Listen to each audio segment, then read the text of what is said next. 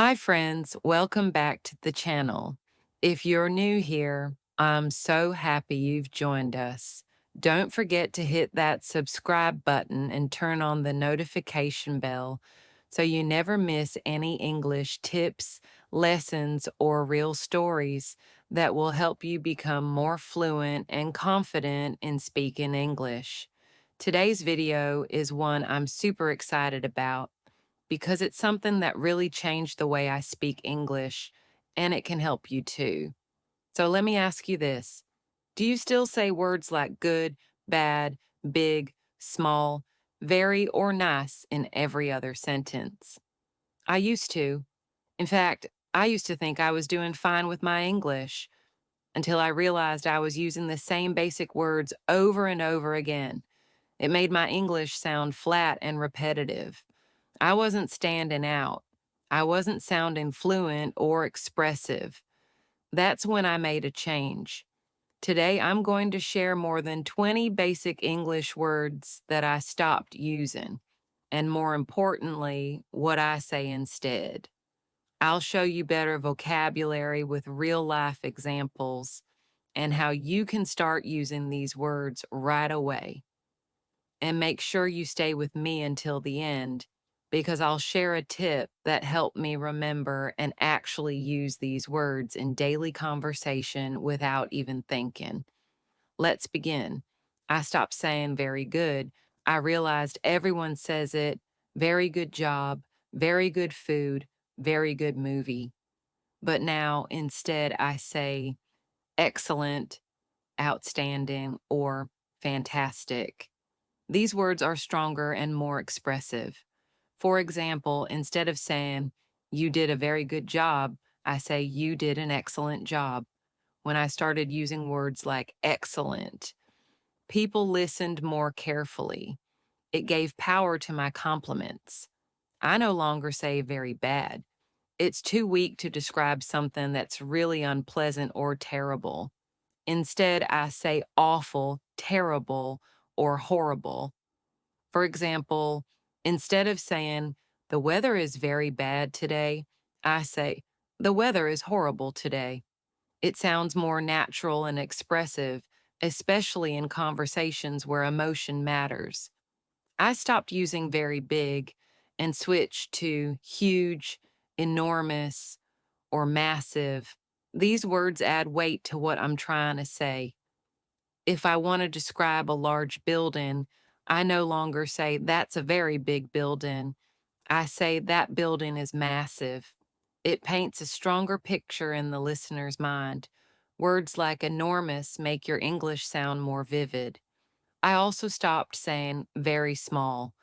Now I use words like tiny, miniature, or compact. For example, my new phone is very small becomes my new phone is compact and easy to carry. It adds clarity and elegance to my descriptions. I gave up the word very tired. Everyone uses it and it loses its impact. Instead, I say exhausted. If I worked all day and barely had time to sit, I don't say I'm very tired. I say I'm absolutely exhausted. That word makes the feeling more relatable and real. When I'm feeling very hungry, I don't say that anymore. I say, I'm starving. It's more expressive. Imagine it's been hours since you've eaten. Saying I'm starving gives the listener a clear sense of urgency and makes your English more emotional and human. I stopped using very happy. I now say thrilled, delighted, or overjoyed. When my sister told me she was getting married, I didn't say, I'm very happy for you. I said, I'm absolutely thrilled for you. It felt more honest and deep. Try using delighted when talking about small joys and overjoyed for big, exciting moments. I used to say very sad until I discovered words like devastated or heartbroken.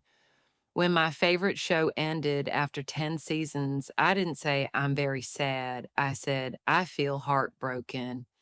That word connected better with my friends who felt the same way. I moved away from very cold and now use freezing. It's short but strong. When the weather dropped suddenly, I said, "It's freezing outside." Not very cold. Everyone knew exactly what I meant, and it made my English more dynamic. Instead of saying very hot, I now say boiling or scorching. I once visited a city in the summer, and the temperature was over 40 degrees. Instead of "it's very hot," I said, "it's boiling outside." That simple switch made my storytelling better. I replaced very clean with spotless. This is especially useful when you're complimenting someone's home or workspace. Instead of saying, "Your kitchen is very clean," I say, "Your kitchen is spotless. It looks amazing." It sounds more thoughtful and precise. For very dirty, I use filthy.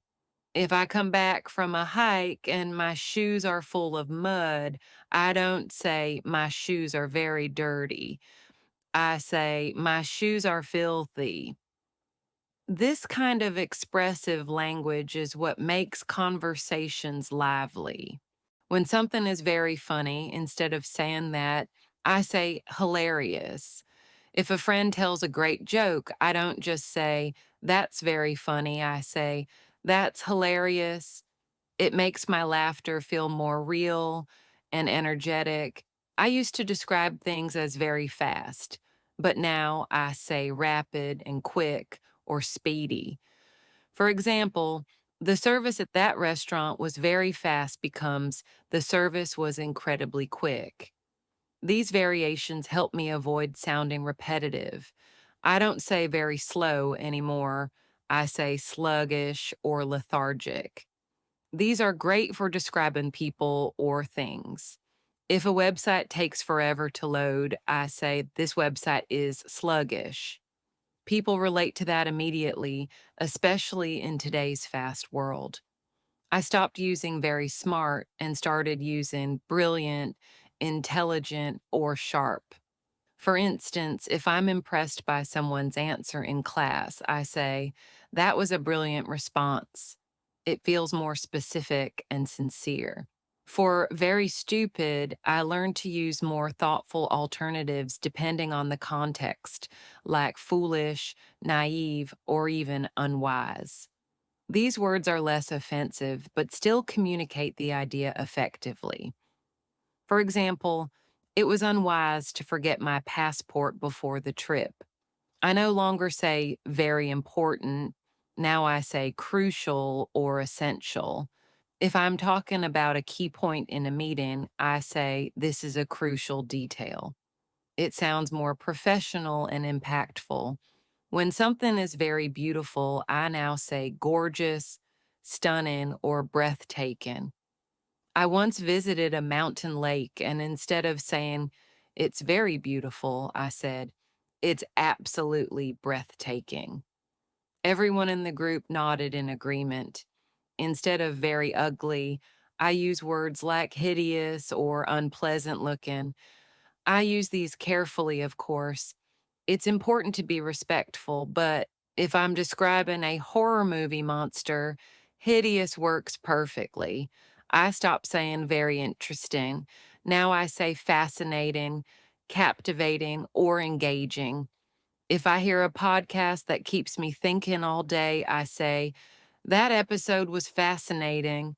It makes the conversation more engaging for others too. I don't say very angry anymore. I say furious, livid, or outraged. If I'm watching a drama and a character yells after being betrayed, I describe them as furious. It helps others feel the scene more deeply. I used to say very easy all the time, like, "That test was very easy." But now I say simple, effortless, or straightforward. For example, when someone asks me how to use a new app, I say, "It's pretty straightforward. You'll get it in no time." These alternatives help you sound more confident and fluent, especially when explaining processes or giving instructions. Another word I replaced is very difficult.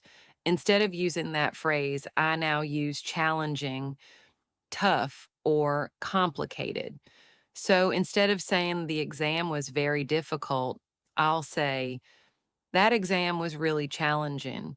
It makes my description more mature and accurate, especially in academic or professional conversations. I stopped saying very nice and started using words like lovely, pleasant, or charming. If someone does something kind or their personality shines, I say, she's such a charming person, or that was a lovely gesture. These words feel more warm and expressive than just saying very nice. I don't use very boring anymore. It's too plain to express how uninterested I felt.